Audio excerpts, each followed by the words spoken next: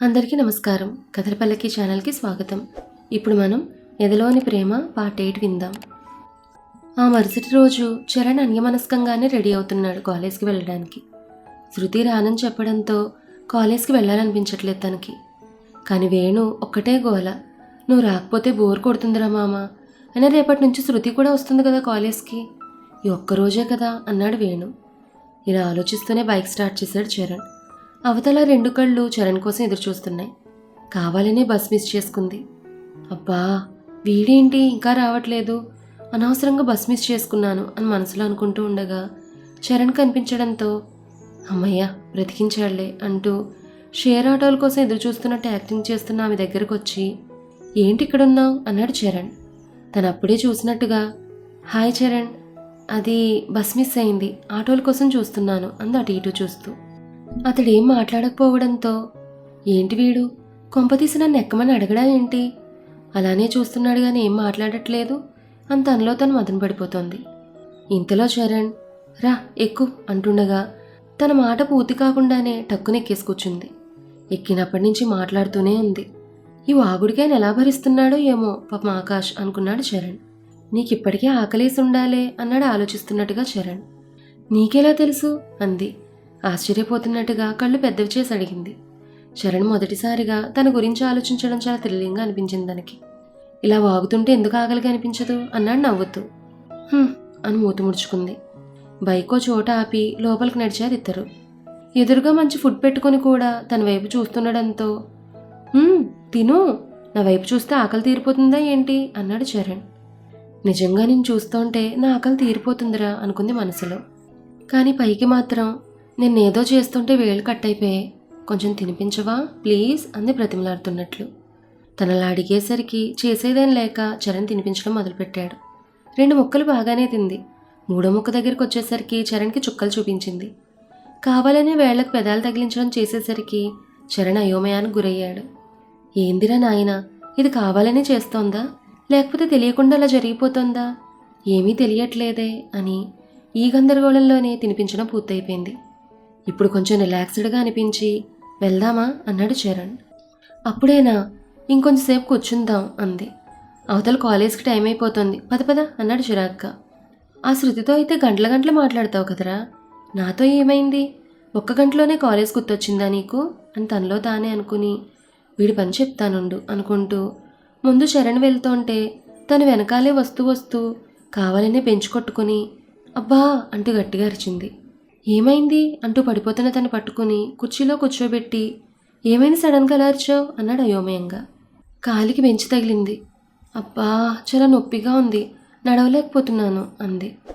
మరి ఇప్పుడు ఎలా అన్న చరణ్ మాటకి, నేను ట్రై చేస్తాను అంటూ చిన్నగా లేచి నిలబడింది ఒక కాలు మీద. కానీ బ్యాలెన్స్ తప్పిపోయి చరణ్ మీద పడబోయింది. అంతలోనే అతడు ఆమె చేతులను పట్టుకుని, అసలు నిలబడలేకపోతున్నావు, ముందు నువ్వు కూర్చో అంటూ కూర్చోబెట్టడానికి ప్రయత్నిస్తున్న చరణ్ని, పర్లేదు ఎలాగోలా నడుస్తానంటూ చరణ్ భుజం చుట్టూ చేతులు వేసింది ఆసరాగా అన్నట్లుగా. తన చుట్టూ అల్లుకున్న చేతులను విడిపించుకుని, ముందు నువ్వు కూర్చో తర్వాత చెప్తాను, కూర్చో అంటూ బలవంతంగా కూర్చోబెట్టి, ఆకాష్కి ఫోన్ చేయి, నీకు సపోర్ట్గా ఉంటుంది అన్నాడు చరణ్. తనెందుకు అంటూ ఇంకా ఏదో చెప్పబోతున్న తను వారిస్తున్నట్లుగా, చేయమన్నానా చేయి అన్నాడు చరణ్ కోపంగా. నా దగ్గర ఫోన్ లేదు అంది అంతే చిరాగ్గా. నా ఫోన్తో చేయి అంటూ ఫోన్ ఇచ్చి పక్కకు వెళ్ళిపోయాడు. నేనే మరి ఓవర్ యాక్షన్ చేశాను, వాడి మీద పడిపోవడంతో వాడికి డౌట్ వచ్చిందేమో అనుకుంది. మనసులో తన్నే తాను వెయ్యి తిట్టుకుని ఆకాష్కి ఫోన్ చేసి రమ్మంది. చరణ్ బిహేవియర్తో తనకి చాలా చిరాగ్గా అనిపిస్తోంది. అంతలోనే చరణ్ ఫోన్కి మెసేజ్ రింగ్ టోన్ రావడంతో అప్రయత్నంగా ఓపెన్ చేసి చూసింది. ఫోటో. అది చూడగానే దిమ్మ తిరిగినంత పని అయిపోయింది. 1-2-3 నిమిషాలు మెదడు పనిచేయలేదు. వన్స్ పనిచేయడం మొదలుపెట్టాక తను చేసిన మొదటి పని ఆ ఫోటోని తన నెంబర్కి సెండ్ చేసుకుంది. చకచకా చరణ్ మొబైల్లో ఆ ఫోటోని డిలీట్ చేసింది. ఆ ఫోటోని చూస్తుంటే తను చంపుదామన్నంత కోపం కలిగింది తనకి. అంతలోనే చరణ్ వచ్చి, ఫోన్ చేసావా అన్నాడు. అదే ఫోన్ చేసావా అని అడుగుతున్నాను. చేశాను అంది తడబడిపోతున్నట్లుగా. చరణ్ మాటలు తన చెవిదాకా చేరట్లేదు. కళ్ళ ముందు ఆ ఫోటోనే మెదులుతోంది. ఆకాష్ అక్కడికి వచ్చి వాళ్ళిద్దరి వంక అదోలా చూసి, వెళ్దామా అన్నాడు మామూలుగా. అక్కడ ఏం జరిగిందో అతడు డీటెయిల్గా చెప్పలేదు తను. తనకు దెబ్బ తగిలిందని అతనికి తెలియదు. వెళ్దాం పద అంటూ హడావిడిగా ఆకాష్ బైక్కి వెళ్ళిపోయింది. దెబ్బ తగిలి తను యాక్టింగ్ చేస్తుందన్న విషయం కూడా మర్చిపోయింది ఆ హడావిడిలో. వెళ్ళిపోతున్న తన వైపే చూస్తూ, అదేంటి ఇప్పటిదాకా నొప్పి నొప్పి నడవలేకపోతున్నానంది, ఇప్పుడు మామూలుగా వెళ్ళిపోయింది ఏంటి అంటూ ఆలోచనలో పడ్డాడు చరణ్. ఆకాష్ ఏదో మాట్లాడుతున్నాడు, కానీ అతనికి సమాధానం చెప్పకుండా మౌనంగా కూర్చుంది. ఆలోచిస్తున్న కొద్దీ మెదడు బరువెక్కిపోతున్నంత ఫీలింగ్ కలిగింది. కానీ ఆలోచిస్తున్న కొద్దీ ఒకవైపు ఆనందం, ఒకవైపు కన్ఫ్యూజన్. ఈ ఫోటోతో ఏం చేయొచ్చో తనకు బాగా తెలుసు, కానీ ఈ పని తను చేయడం కన్నా వేరే వారితో చేయిస్తేనే బెటర్, తన చేతులు మట్టంటకుండా ఉంటుంది అనుకుంది. కానీ తనకు సహాయం చేసేదెవరు? వెంటనే ఫ్లాష్ లాంటి ఆలోచన తళుక్కుని మెరిసింది. అతడి పేరు గుర్తుకు రాగానే ఆ పనికి వీడైతేనే కరెక్ట్ అనుకుంది. కాలేజ్కి రాగానే ఆకాష్ని పట్టించుకోకుండా గబగబా మెట్లెక్కి జూనియర్ క్లాసులకు వెళ్ళిపోయింది. నీతో కొంచెం పర్సనల్గా మాట్లాడాలి అంది అతనితో. అతడికి కొంచెం ఆశ్చర్యం కలిగింది. ఏంటో ఇక్కడే మాట్లాడు అన్నాడు తలపగురుగా. శృతి గురించిన విషయం అంది కాస్త కోపంగా. శృతి గురించి అనగానే వడివడిగా తను బయటకు తీసుకెళ్ళి, ఏంటి ఇప్పుడు చెప్పు అన్నాడు ఆత్రంగా. తనేం చెప్పకుండా సైలెంట్గా ఫోన్ తీసి ఫోటో చూపించింది. ఫోటో అతని నెంబర్కి సెండ్ చేసి కేర్ఫుల్గా హ్యాండిల్ చేయి అని చెప్పి వెళ్ళిపోతున్న తన్నే చూస్తూ వెనక నుంచి, దీంతో నీకొచ్చే లాభం ఏంటి అన్నాడు ఆసక్తిగా. వెనక్కి తిరగకుండానే, నాకొచ్చే లాభాలు నష్టాలు నీకు అనవసరం అని చెప్పి వడివడిగా వెళ్ళిపోయింది. ఇవేమీ తెలియని శృతి తాపీగా రెడీ అయి కార్తీక్కి తోడుగా ఇంటర్వ్యూకి వెళ్ళింది. చాలామంది క్యాండిడేట్స్ ఉండడంతో తన పేరు వచ్చేదాకా వెయిట్ చేయాల్సి వచ్చింది కార్తీక్. ఇంటర్వ్యూ సక్సెస్ఫుల్గా కంప్లీట్ అయింది. జాబ్ కొట్టేశాడు. ఆనందంగా విషయం శృతితో చెప్పి క్యాంటీన్కి తీసుకెళ్లాడు. అక్కడ ఫుడ్ అంతా బాగోపోవడంతో ఇంటిదారి పట్టారు. వీళ్ళకి ఏమాత్రం సంబంధం లేకుండా ఆర్తి రవి మాత్రం ఎంజాయ్ చేస్తున్నారు. రవి కోసం చాలాసేపటి నుంచి ఎదురు చూస్తోంది ఆర్తి. నిన్నే చెప్పాడుగా తొందరగా రెడీ అయి ఉండమని, చాలా టైం అవుతోంది ఇంకా రాలేదేంటి అనుకుంటూ రవి దగ్గరికి వెళ్ళింది. ఒక చేత్తో పుస్తకం పట్టుకుని ఇంకో చేయి గడ్డం కింద ఆనించి పుస్తకం చదవడంలో మునిగిపోయాడు రవి. అతన్ని అలా చూడగానే ఆర్తికి నవ్వొచ్చింది. అతడు ఎదురుగా నిలబడింది. కనీసం కన్నెత్తి కూడా చూడకపోవడంతో, పుస్తకాలు చదవడం అలవాటు లేదంటేనే ఇంతలా చదువుతున్నావు, మరి అలవాటు ఉంటే ఇంకెలా చదువుతావో అంది నవ్వుతూ. ఆ మాటలకి తలెత్తి తన వైపు చూశాడు. ఓ హాయ్, ఎప్పుడొచ్చావు అన్నాడు రవి ఆశ్చర్యంగా. నేనొచ్చి చాలాసేపు అయింది. పుస్తకం చదవడంలో లీనమైపోయి నేనొచ్చిన విషయం కూడా గమనించుకోలేదు నువ్వు. బయటకు తీసుకెళ్తాన్నావు గుర్తుందా అంది ఆర్తి నవ్వుతూ. అబ్బా సారీ మర్చిపోయాను, ఇంకొన్ని పేజీలు ఉన్నాయి, అవి అయిపోయిన తర్వాత బయటకు వెళ్దాం ప్లీజ్ ప్లీజ్ ప్లీజ్ అంటూ అందంగా బతిమాలడంతో సరే అంటూ రవి పక్కన కూర్చుని తను కూడా చదవడం మొదలుపెట్టింది. ఇప్పటికే చాలాసార్లు చదివింది ఆ పుస్తకం. ఆయన ఎప్పుడు చదివినా కొత్తగానే అనిపిస్తుంది తనకి. 2 పేజీలు చదివాడు. బాబోయ్, ఈ సస్పెన్స్ నేను భరించలేను, లాస్ట్ 2 పేజీలు చదివితే మ్యాటర్ ఏంటో తెలిసిపోతుంది అంటూ గబగబా పేజీలు తిప్పి లాస్ట్ 2 పేజీలు చదువుతూ తన తానే మైమర్చిపోయాడు. విషాదాంత ప్రేమ కథ. గుండె బరివెక్కిపోయి పుస్తకం మూసేశాడు భారంగా. కనీసం పేరు కూడా తెలియని అమ్మాయిని ఒక్కసారి చూడాలని అతడెంత ఆరాటపడ్డాడు. కానీ చివరికి ఆ అమ్మాయి అతడు వచ్చేంత వరకు తన అంత్యక్రియలు జరపొద్దని అతడు తను చివరిసారిగా చూడాలనుకోవడం. నిజంగా స్టోరీ చాలా బాగుంది. 2 డేస్లో బుక్ రిటర్న్ చేసేస్తాను నీకు అన్నాడు రవి. పర్లేదు, నీ దగ్గరే ఉంచుకో, ఇది నేను నీకు ఇస్తున్న గిఫ్ట్ అనుకో. అది తన ఫేవరెట్ బుక్, ఎవరికి ఇవ్వకూడదు అనుకుంది. కానీ అతడికి ఎందుకు ఇచ్చిందో ఆమెకే తెలియదు ఆ క్షణంలో. స్టోరీ మూడ్లోంచి తొందరగానే బయటపడి సరే పద అంటూ బైక్ స్టార్ట్ చేశాడు రవి. పార్కులో 2-3 రౌండ్లు కొట్టి వాటర్ షో చూడడానికి స్టెప్స్ మీద కూర్చున్నారు. చుట్టూ చీకటి, ఎదురుగా చిన్న చిన్న లైట్ల వెలుగులో నీళ్లు చేసే రకరకాల విన్యాసాలు చూస్తూ చప్పట్లు అరుపులతో ఆ ప్రదేశమంతా సందడిగా మారింది. ఆర్తి అరుపులకి, మేడం చెవులు చిల్లులు పడేలా ఉన్నాయి, చిన్నగా అండి అన్నాడు రవి. ఆ చీకట్లోనే ఆర్తికి వినపడేలా. అబ్బా పోతే పోనీ ఒక్కరోజుకి, ఇలా చీకట్లో ఎంజాయ్ చేస్తుంటే ఎంత బాగుందో తెలుసా అంది సంబరంగా. నీ చెవులు కాదుగా, నువ్వెన్నైనా చెప్తావులే. యాక్చువల్లీ అమ్మాయిలకి చీకటంటే భయం కదా, మరి నువ్వేంటి? చీకటంటే కొంచెం ఆనందం, కొంచెం భయం. ఆనందం ఎందుకంటే మనం ఏం చేసినా అవతల వాళ్ళకి కనబడదు. రోడ్డు మీద ఎగిరి గంతేయచ్చు, ఎగిరి చెట్టు కొమ్మలు నోపొచ్చు సరదాగా. భయం ఎందుకంటే మనం చూసిన హారర్ సినిమాలు వరుసపెట్టి కళ్ళ ముందు డిస్కో డ్యాన్స్ చేస్తూ ఉంటే వెన్నులో వణుకు పుడుతుంది చూడు. బాబోయ్ అంటూ ఆర్తి కొంచెం షివర్ అయింది. ఏం ఎక్స్ప్లెనేషన్ ఇచ్చావే బాబు అంటూ రవి ఒక్కసారిగా నవ్వుకున్నాడు. అది పూర్తయిపోయి ఇంటికి బయలుదేరారు ఇద్దరు. ఆద్య అన్న మాటలు గుర్తుకొచ్చి నవ్వుతున్నాడు. అతడు అలా నవ్వడంతో అలిగినట్టుగా మూతి ముడుచుకుంది. ఇల్లొచ్చింది, దిగు అన్నాడు రవి. మాకు తెలుసులే అంటూ లోపలికి వెళ్తున్న తనని, రేపు రెడీగా ఉండు, ఒక చోటుకి తీసుకెళ్తాను అని ఆమె సమాధానం కోసం ఎదురు చూడకుండా బయలుదేరిపోయాడు. తనకు నిద్ర పట్టట్లేదు. రేపు ఒక్కరోజే వైజాగ్లో. రవి ఎక్కడికి తీసుకెళ్తాడో అన్న ఎక్సైట్మెంట్ ఒక పక్క, మరోవైపు తను లేని ఈ వారం రోజుల్లో చరణ్ ఒక్కసారైనా తను మిస్ అయ్యాడా, లేకపోతే తను ఊరు వెళ్ళగానే మళ్ళీ నటించడం మొదలు పెడతాడా అన్న బాధ ఒకవైపు రవి గురించిన ఎక్సైట్మెంట్, మరోవైపు చరణ్ గురించిన బాధ. ఈ రెండింట్ల కలబోతతో పాపం తనకు నిద్ర పట్టట్లేదు. అదే సమయంలో ఇక్కడ ఆ రెండు కళ్ళు అతడికి ఫోన్ చేశాయి. ఒక్క రింగ్తోనే ఫోన్ ఎత్తడంతో, ఏంటి నువ్వు ఇంకా నిద్రపోలేదా అంది ఆశ్చర్యంగా. అతను పెద్దగా నవ్వి, నిద్ర ఎలా పడుతుంది, రేపు నేను కాలేజీలో చేయబోయే రచ్చ గురించి తలుచుకుంటేనే చాలా చాలా ఆనందంగా ఉంది అన్నాడు. అవును, రేపు జరగబోయేదేంటో మన ఇద్దరికి బాగా తెలుసు, కానీ వెండితెర మీద చూడడంలో ఉన్న కిక్కే వేరు అంది నవ్వుతూ. మరంతేగా అన్నాడు పెద్దగా నవ్వుతూ. ఫోన్ పెట్టేసి పెద్దగా నవ్వి, రేపటితో ఒక పీడ వదిలిపోతుంది, ఇంకో దరిద్రం ఉంది, అది కూడా వదిలిపోతే ఇంకా చరణ్ ఆవాడే. ఆయన అదెవరు అంటూ కొంచెంసేపు ఆలోచించింది. ఆలోచించి ఉన్న ఆనందం పోగొట్టుకోవడం ఎందుకు, అదెవరో రేపు ఎలాగో తెలుస్తుందిగా. రేపటి గురించిన ఆలోచనలతో ఆ రెండు కళ్ళకి నిద్ర పట్టట్లేదు. చరణ్ బెడ్ పైన అటు ఇటు దొర్లుతున్నాడు. ఎంతకీ నిద్ర రాకపోవడంతో ఫోన్ ఆన్ చేశాడు. ఫోన్ ఆన్ చేయగానే శృతి ఫోటో రావడంతో అప్రయత్నంగా చరణ్ ముఖంలో చిరునవ్వు కదలాడింది. సిల్కీ హెయిర్ ఎంత బాగుంది. 10 నిమిషాల పాటు ఆ కళ్ళను అలానే చూస్తూ, నన్ను చూస్తున్నప్పుడు నీ కళ్ళలో స్పార్క్, సిగ్గుపడుతూ కనురెప్పలు వాల్చి అందంగా నవ్వుతున్న నీ నవ్వు ఎంత బాగుంది బంగారం, నిజంగా కళ్ళలో ఏదో మ్యాజిక్ ఉందే అంటూ ఫోటోను ముద్దు పెట్టుకుని మిస్ యూ మా అంటూ ఫోన్ని గుండెల మీద ఉంచుకున్నాడు. కాదు శృతిని గుండెల మీద ఉంచుకున్నాడు. ఆ మరుసటి రోజు కాలేజీలో క్లాసులు పెద్దగా జరగట్లేదు.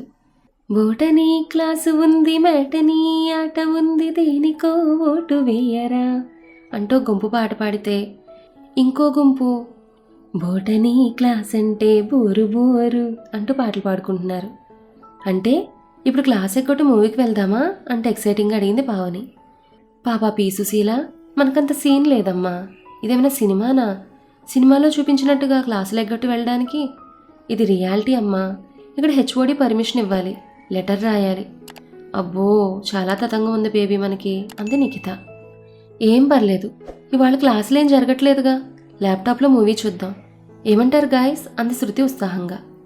ఓకే అని అందరూ ఉత్సాహంగా అనడంతో ల్యాప్టాప్ ఆన్ చేసి చిన్నగా సౌండ్ పెట్టి మూవీ చూడడంలో మునిపోయారు అందరూ.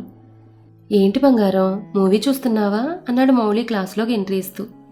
ఎవరా అని అందరూ అటువైపు చూశారు.